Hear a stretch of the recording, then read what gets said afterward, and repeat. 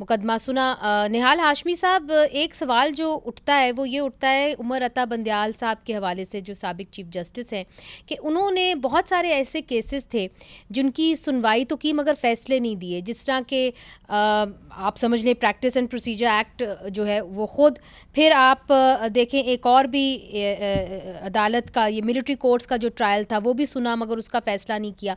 तो जो नैब तरमीमी बिल था वो उसका फैसला उन्होंने आखिरी दिनों के अंदर कर दिया। इसकी क्या वजह है?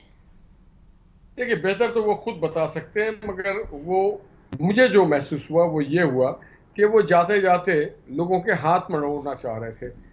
हाथ मरोड़ने की कोशिश उन्होंने की है, मगर उससे मैं नहीं समझता आने वाले वक्त में पता चलेगा कि हाथ मरोड़ पाए कि नहीं मरोड़ पाए। उन्होंने ऐसा काम किया कि ना खेलूंगा ना खेलने दूंगा वाली बात थी। अब उसका रिफ्लेक्शन किस तरह से पड़ेगा ये गॉड नोज बेटर। जिन लोगों को भी इसमें बेल आउट हुए, जो लोग नैब के केसेस में, वो आफ्टर माने ड्यू डिलिब्रेशन हुए, और बहुत सारे लोग कहते हैं कि ये सारे लोगों के ऊपर ये लागू होगा।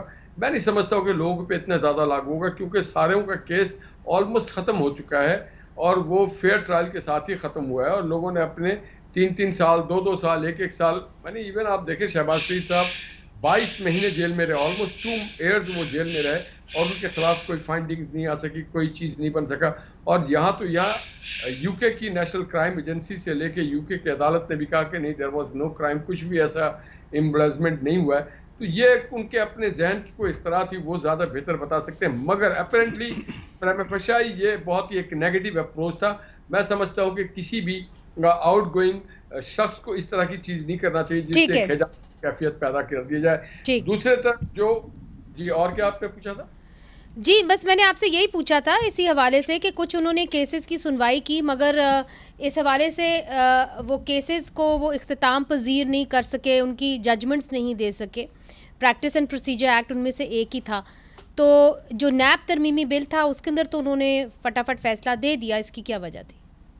इंतकाम वो पॉलिटिशियंस को टास्क में लेना चाहते थे, उनको बताना चाहते थे कि मैं जाते जाते भी आपको फिक्स करके जाने की कोशिश करूंगा। ये आपने वाजे कर दिया। गौर साहब, मैं आपकी जानिब आऊंगी फॉर एन इंडिपेंडेंट व्यू हारून साहब, मगर इनका जवाब आप देना चाहेंगे? पहली बात तो ये है कि जजेस को ऐसा नहीं करना चाहिए कि वो आप इंतकाम की बेस पे जजेस फैसले नहीं किया करते। वो एक बेंच बनाया हुआ था, उसमें 2 और मेंबर कुछ बैठे केसेस थे, सुनना लेकिन और उनको कंक्लूड ना करना, कुछ केसेस सुनना और उनको कंक्लूड कर देना।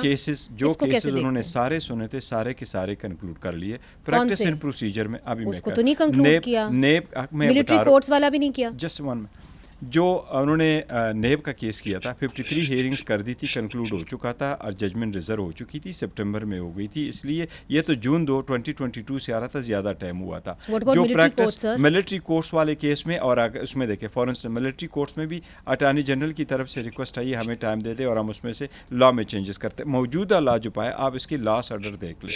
चीफ जस्टिस के हुआ, इन्होंने क्या किया, 2 लॉ लेके आए।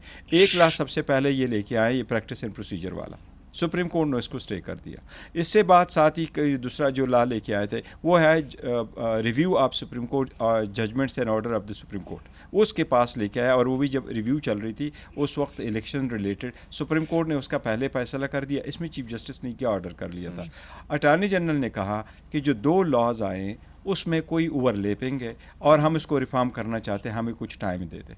तो चीफ अटॉर्नी जनरल ने गवर्नमेंट के बिहाफ से, खैबर पख्तूनख्वा से है ना, तो वहाँ पे एक वकार सेठ साहब की जो जजमेंट है, जी बिल्कुल, action in aid of civil power वाली, जिसके तहत आप बात करते हैं सुप्रीम कोर्ट की रूलिंग्स की 184(3) पब्लिक इंटरेस्ट लिटिगेशन, उसके अंदर जो बुनियादी इंसानी हकूक़ हैं आपके पूरे सूबे के, हाँ, वो इन क्वेश्चन है। हाँ बिल्कुल है। कितना अरसा हो गया है कि सुप्रीम कोर्ट ने उस केस की सुनवाई नहीं की?